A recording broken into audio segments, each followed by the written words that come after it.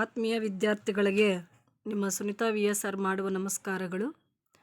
ಮಕ್ಕಳೇ, 2023-24ನೇ ಸಾಲಿನ ಕರ್ನಾಟಕ ಶಾಲಾ ಪರೀಕ್ಷೆ ಮತ್ತು ಮೌಲ್ಯ ನಿರ್ಣಯ ಮಂಡಳಿ ಕಡೆಯಿಂದ ರಿಲೀಸ್ ಮಾಡಿರ್ತಕ್ಕಂತಹ ಒಂದು 9ನೇ ತರಗತಿಯ ದ್ವಿತೀಯ ಭಾಷೆ ಕನ್ನಡ ಮಾದರಿ ಪ್ರಶ್ನೋತ್ತರ ಪತ್ರಿಕೆ ಇದಾಗಿರುತ್ತದೆ. ನಾನು ಉತ್ತರಗಳನ್ನು ನಿಮ್ಮ ಬಳಿ ಹಂಚ್ಕೊತಾ ಇಲ್ಲ, ಬರೀ ಕ್ವಶನ್ ಪೇಪರ್ ಮಾತ್ರ ನಿಮಗೆ ತೋರಿಸ್ತಾ ಇದ್ದೀನಿ.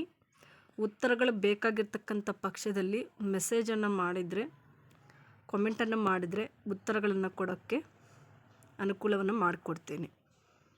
ಮೊದಲನೇದಾಗಿ ನಿಮ್ಮ ಹೆಸರು, ವಿದ್ಯಾರ್ಥಿ ಹೆಸರು, ಸ್ಯಾಟ್ಸ್ ನಂಬರ್ ಬರೀಬೇಕಾಗತ್ತೆ, ವಿದ್ಯಾರ್ಥಿಯ ಸಿಗ್ನೇಚರನ್ನು ಮಾಡಬೇಕಾಗತ್ತೆ, ಶಾಲಾ ಡೈಸ್ ಕೋಡ್ ಸಂಖ್ಯೆ, ಇದು ಬಂದು ಕೊಠಡಿ ಮೇಲ್ವಿಚಾರಕರು ಭರ್ತಿ ಮಾಡಬೇಕಾಗಿರ್ತಕ್ಕಂಥ ಒಂದು ಮಾಹಿತಿಯಾಗಿರುತ್ತೆ. ಆದರೆ ನಿಮ್ಮ ಶಿಕ್ಷಕರ ಸಹಾಯದಿಂದ ಇದನ್ನು ನೀವು ಮೊದಲೇ ತಿಳ್ಕೊಂಡಿದ್ರೆ ನಿಮಗೆ ಅನುಕೂಲ ಆಗುತ್ತೆ ಅಂತ ಅಂದ್ಕೊತೀನಿ.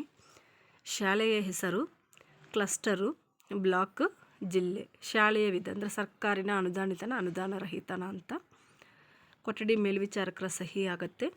ಇಲ್ಲಿ ಮೌಲ್ಯಮಾಪನದಲ್ಲಿ ಪ್ರಶ್ನೆ ಸಂಖ್ಯೆ 1ರಿಂದ ಹಿಡಿದು 9ನೇ ತರಗತಿಗೆ 38 ಪ್ರಶ್ನೆಗಳ ಇದನ್ನು ನಾವು ನೋಡ್ತೀವಿ. ಇದು ನಿಮಗೆ ಪ್ರಶ್ನೆಗಳನ್ನು ನೋಡಿದಾಗ ನಿಮಗೆ ಅಂಕಗಳು ಎಷ್ಟು ಬಂದಿರುತ್ತೆ ಅಂತ ನಿಮಗೆ ಗೊತ್ತಾಗುತ್ತೆ. ಮೊದಲನೇದರಲ್ಲಿ 4 ಮಲ್ಟಿಪಲ್ ಚಾಯ್ಸ್ ಕ್ವಶನ್ಸನ್ನು ಕೊಟ್ಟಿದ್ದಾರೆ. ಈ ಕ್ವಶನ್ಸನ್ನು ನೀವು ನೋಡ್ಕೊಳ್ಳಿ ಮಕ್ಕಳೇ, ನಿಮಗೆ ಇದು ಅರ್ಥ ಆಗುತ್ತೆ. ಫಸ್ಟು ಮೇನಲ್ಲಿ ಬಂದು ನಿಮಗೆ 4 ಮಲ್ಟಿಪಲ್ ಚಾಯ್ಸ್ ಕ್ವಶನ್ಸನ್ನು ಕೊಟ್ಟಿದ್ದಾರೆ. ಎರಡನೇ ಮೇನಲ್ಲಿ ಬಂದು ಒಂದು ಪ್ಯಾಸೇಜನ್ನು ಕೊಟ್ಟಿದ್ದಾರೆ. ಆ ಪ್ಯಾಸೇಜಲ್ಲಿ ಬಂದು 12 ಕ್ವಶನ್ಸನ್ನು ಅವ್ರು ಕೊಟ್ಟಿರ್ತಾರೆ. ಇದು ಒಂದು ಪ್ಯಾಸೇಜನ್ನು ಕೊಟ್ಟಿದ್ದಾರೆ. ಆ ಪ್ಯಾಸೇಜನ್ನು ನೋಡಿಕೊಂಡು ನೀವು ಕೆಳಗಡೆ ಪ್ರಶ್ನೆಗಳಿಗೆ ಉತ್ತರಗಳನ್ನು ನೀವು ನೀಡಬೇಕಾಗತ್ತೆ.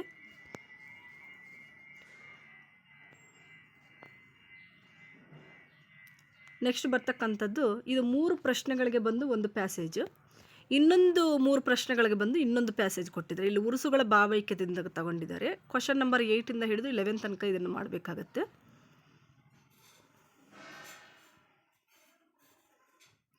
ನೀವು ಆ ಪ್ಯಾಸೇಜನ್ನು ನೋಡ್ಕೊಂಡಾಗ ನಿಮಗೆ ಅರ್ಥ ಆಗುತ್ತೆ. ನೆಕ್ಸ್ಟ್ ಬಂದು ಶಬರಿ ಪೊಯಮಿಂದ 12ರಿಂದ 14ರವರೆಗಿನ ಪ್ರಶ್ನೆಗಳನ್ನು ಉತ್ತರಿಸಬೇಕಾಗತ್ತೆ. ಇದು ಶಬರಿ ಪೊಯಮಿಂದ ಕೊಟ್ಟಿದ್ದಾರೆ. ನೆಕ್ಸ್ಟ್ ಬರ್ತಕ್ಕಂಥದ್ದು ಕ್ವಶನ್ ನಂಬರ್ 15ಇಂದ 16 ತನಕ ಮುಗಿಲು ಚಂದ, ಇದು ತೊಟ್ಟಿಲು ತೂಗುವ ಹಾಡು ಪದ್ಯದಿಂದ ಕೊಟ್ಟಿದ್ದಾರೆ. ಇದನ್ನು ನೋಡಿಕೊಂಡು ನೀವು ಕರೆಕ್ಟಾಗಿ ಪ್ರಶ್ನೆಗಳಿಗೆ ಉತ್ತರಿಸಬೇಕಾಗತ್ತೆ. ನೆಕ್ಸ್ಟ್ ಬಂದು ಥರ್ಡ್ ಮೇನಲ್ಲಿ ಬಂದು 2-3 ವಾಕ್ಯದಲ್ಲಿ ಉತ್ತರಿಸಿಗೆ 8 ಕ್ವಶನ್ಸ್ಗೆ ಸೇಮ್ ಇದನ್ನು ಅದು ಒಂದು ಪ್ಯಾಸೇಜ್ ಥರ ಕೊಟ್ಟಿದ್ದಾರೆ. ಆ ಪ್ಯಾಸೇಜನ್ನು ನೀವು ಕರೆಕ್ಟಾಗಿ ನೋಡಿಕೊಂಡು ಆ ಉತ್ತರಗಳನ್ನು ನೀವು ಮಾಡಬೇಕಾಗತ್ತೆ. ಇದು ಬಂದು ಅವರೇ ರಾಜರತ್ನಂ ಲೆಸನಿಂದ ಕೊಟ್ಟಿದ್ದಾರೆ. ಆ ಪ್ಯಾಸೇಜನ್ನು ನೋಡಿಕೊಂಡು ಇಲ್ಲಿ ಆನ್ಸರ್ನ ನೀವು ಮಾಡಬೇಕಾಗುತ್ತೆ. ಅದರ ಕ್ವಶನ್ ನಂಬರ್ 19 ಬಂದು ಐನ್ಸ್ಟೀನ್ ಅವರ ಒಂದು ಪಿಕ್ಕನ್ನು ಇಲ್ಲಿ ಕೊಟ್ಟಿದ್ದಾರೆ. ಐನ್ಸ್ಟೀನ್ ಮತ್ತು ದೇವರು ಎಂಬತಕ್ಕಂಥ ಪಾಠದಿಂದ ಇದನ್ನು ಇವ್ರ ಬಗ್ಗೆ ಮತ್ತು ಇದರ ಚಿತ್ರ ಮತ್ತು ಅವರು ಹೇಳಿರ್ತಕ್ಕಂಥ ಮಾತುಗಳ ಬಗ್ಗೆ ನೀವು ಇಲ್ಲಿ ಬರೀಬೇಕಾಗತ್ತೆ. ನೆಕ್ಸ್ಟ್ ಬಂದು 20ಇಂದ ಹಿಡಿದು 21 ತನಕ ಈ ಒಂದು ಪ್ಯಾಸೇಜನ್ನು ನೋಡಿಕೊಂಡು ಅದಕ್ಕೆ ಉತ್ತರಗಳನ್ನ ನೀವು ನೀಡಬೇಕಾಗತ್ತೆ. 22 ಕ್ವಶನ್ ಬಂದು ತೊಟ್ಟಿಲು ತೂಗುವ ಹಾಡು, ಈ ಒಂದು ಇದನ್ನು ಕೊಟ್ಟಿದ್ದಾರೆ, ಅದರ ಬಗ್ಗೆ ನೀವು ಬರೀಬೇಕಾಗತ್ತೆ. ಮತ್ತು ಇಲ್ಲಿ ಸಪ್ಲಿಮೆಂಟ್ರಿಯಿಂದ ಬರ್ತಕ್ಕಂತಹ ಕುವೆಂಪು ಲೆಸನ್ನಿಂದ ಬಂದಿರತಕ್ಕಂಥದ್ದು, ಕುವೆಂಪು ಅವರ ಸಂದೇಶ ಏನಿದೆ ಅಂತ ಹೇಳಿಬಿಟ್ಟು ಕೊಟ್ಟಿರ್ತಕ್ಕಂಥದ್ದು. ಸರ್ವಂ ವಿಶ್ವೇಶ್ವರಯ್ಯ, ಇದು ಕೂಡ ಸಪ್ಲಿಮೆಂಟ್ರಿಯಿಂದ ಕೊಟ್ಟಿರ್ತಕ್ಕಂಥದ್ದು. ಇದು ಒಂದು ಕ್ವಶನ್ ನಂಬರ್ 25, ಈ ಒಂದು ಚಿತ್ರದಲ್ಲಿರುವ ಸಾಹಿತಿ ಮತ್ತು ಇದು ಕವಿಕೃತಿ ಪರಿಚಯವನ್ನು ನೀವು ಇಲ್ಲಿ ಬರೀಬೇಕಾಗತ್ತೆ. ಇಲ್ಲಿ ಬಂದು ವಾಕ್ಯ ರೂಪವನ್ನು, ಸಾರಾಂಶವನ್ನು ಬರೀಬೇಕಾಗತ್ತೆ.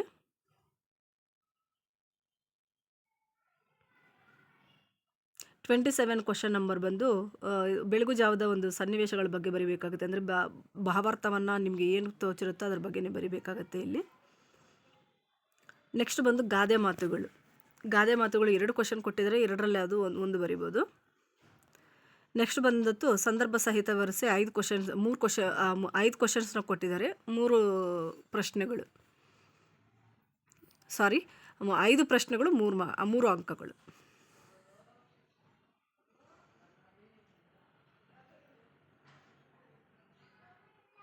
ನೆಕ್ಸ್ಟ್ ಬಂದು ಇದು ಪದ್ಯ ಭಾಗವನ್ನು ಪೂರ್ಣಗೊಳಿಸ್ತಕ್ಕಂಥದ್ದು.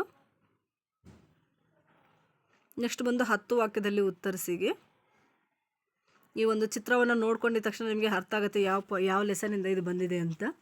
ಅದನ್ನು ನೀವು ಬರಿಬೋದು. ಇಲ್ಲ ನಿಮ್ಗೆ ಅದು ಆಗಲಿಲ್ಲ ಅಂತಂದರೆ ಕೆಳಗಡೆ ಮರಗಳು ನಮಗಾಗಿ ಭೂಮಿಗಿಳಿದ ವರಗಳಾಗಿದೆ ಅಂತ ಹೇಳ್ಬಿಟ್ಟು ಒಂದು ಸೆಂಟೆನ್ಸನ್ನು ಕೊಟ್ಟಿದ್ದಾರೆ. ಅದ್ರ ಬಗ್ಗೆ ನೀವು ಎಕ್ಸ್ಪ್ಲನೇಷನ್ ಕೊಡ್ಬೋದು.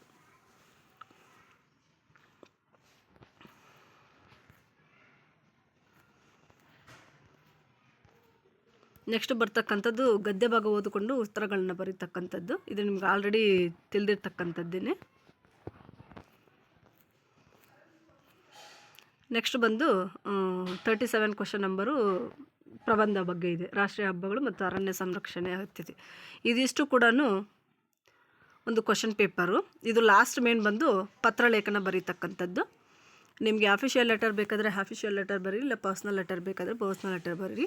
ಇದಿಷ್ಟು ಕೂಡ 9ನೇ ತರಗತಿಯ ದ್ವಿತೀಯ ಭಾಷೆಯ ಬೋರ್ಡ್ ಕಡೆಯಿಂದ ರಿಲೀಸ್ ಮಾಡಿರ್ತಕ್ಕಂಥ ಒಂದು ಪ್ರಶ್ನೆ ಪತ್ರಿಕೆ ಆಗಿರುತ್ತೆ. ಇದಕ್ಕೇನಾದರೂ ಉತ್ತರಗಳನ್ನು ಬಯಸಿರ್ತಕ್ಕಂಥ ಪಕ್ಷದಲ್ಲಿ ಒಂದು ಕಮೆಂಟನ್ನು ಮಾಡಿದ್ರೆ ನಾನು ಉತ್ತರಗಳನ್ನು ಕೊಡೋದಕ್ಕೆ ಅನುಕೂಲವನ್ನು ಮಾಡಿಕೊಡ್ತೀನಿ. ಧನ್ಯವಾದಗಳು ಮಕ್ಕಳೇ.